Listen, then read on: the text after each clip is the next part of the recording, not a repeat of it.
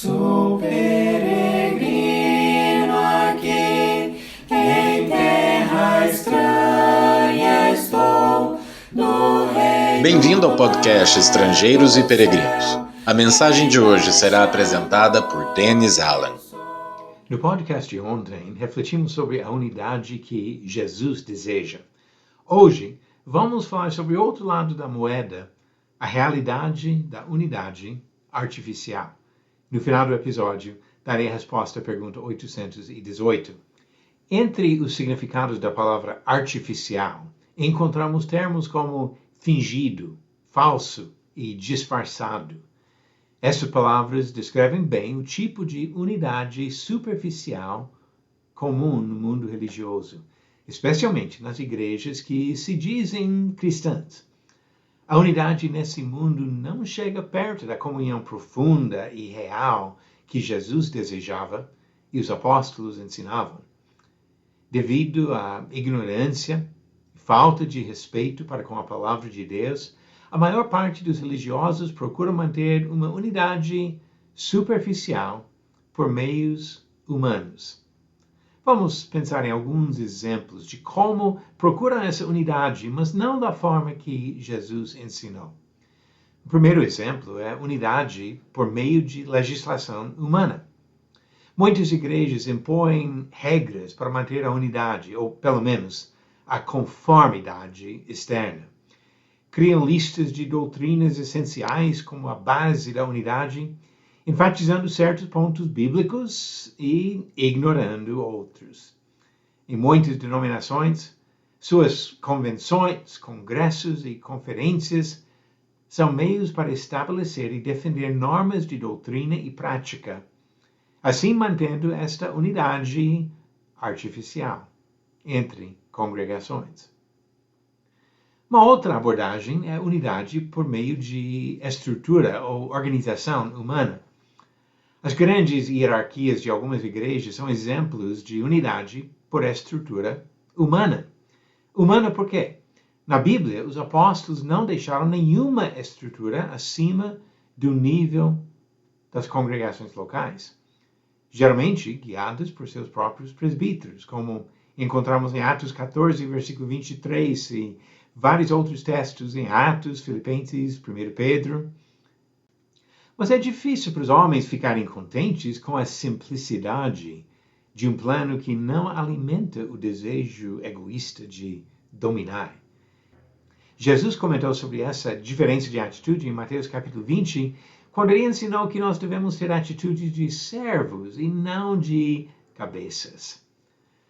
Aos poucos, as igrejas têm criado suas hierarquias cada vez maiores para manter laços entre todas as congregações no mundo inteiro, pelo menos se imaginam assim, e por isso que nós encontramos grupos chamados de a Igreja Católica, ou a Igreja de Jesus Cristo dos Santos dos Últimos Dias, a Igreja Universal do Reino de Deus, a Igreja de Cristo Internacional, e outras que mantêm suas hierarquias no nível internacional. E mesmo movimentos menos estruturados em nível mundial ainda imitam algumas das mesmas táticas para criar a unidade. Vários sistemas de organização são atraentes por dar resultados visíveis de crescimento, mas envolvem a criação de regras e hierarquias que não encontramos nas Escrituras. Frequentemente depositam autoridade exagerada em líderes humanos. E esta tendência é nítida em vários exemplos hoje, inclusive nos ministérios de multiplicação e as hierarquias de discípulos e líderes, criando uma estrutura humana para manter a conformidade. Uma outra maneira de tentar manter uma unidade superficial e artificial é por uniformidade de placas. Enquanto a Bíblia usa diversas descrições e nenhum nome específico para descrever as igrejas, muitas igrejas procuram manter laços entre congregações por meio de placas uniformes, com o pensamento de que todas as igrejas que seguem a Jesus, ou pelo menos uma determinada visão da igreja, devem usar a mesma descrição ou nome. Às vezes, essas placas enfatizam alguns pontos doutrinários, como é o caso de igrejas batistas, pentecostais, presbiterianas e outras. Outros honram algumas pessoas, exemplos de igreja luterana ou wesleyana. Em outros casos, as descrições em si são boas, porque descrevem laços entre o povo e o Senhor, mas ainda não devem ser usadas como nomes exclusivos, porque a Bíblia não usa desta forma. E assim, ouvimos nomes como Igreja de Deus ou Igreja de Cristo. São descrições boas, mas não são nomes exclusivos nas Escrituras.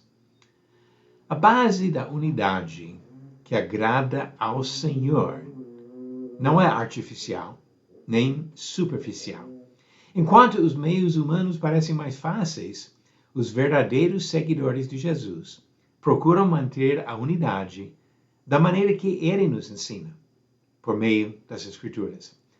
A oração de Jesus mostra que a verdade revelada na Palavra de Deus é o único fundamento da unidade que agrada a Ele.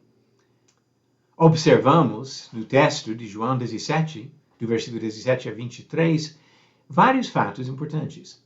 A comunhão com Deus exige a santificação, ou seja, a separação do pecado. A santificação e a harmonia vêm pela palavra de Deus. E assim a unidade dos cristãos é baseada no modelo divino, que nós devemos nos unir como Deus Pai é unido com Jesus Cristo. E assim o Pai e o Filho são pessoas distintas, mas que concordam plenamente em tudo. Os cristãos, então, procuram desenvolver a mente de Cristo por meio do estudo da sua palavra, para aprender como pensar como Deus. E assim o servo fiel se aproxima do Senhor e de outros verdadeiros seguidores, enquanto se distancia da imundície do mundo. Quando pensamos na humildade e submissão à vontade divina, que são necessárias para a comunhão com Deus e com seus servos, percebemos que os meios artificiais são mais fáceis. A unidade imposta por regras e hierarquias externas é mais fácil do que a concordância que vem por transformação interna. Deus não pede o que é fácil. Ele pede o que é certo. Você acertou a pergunta 818? Quem encontrou o cesto com o bebê Moisés enquanto ele estava no rio Nilo? Alternativas. A esposa de Faraó.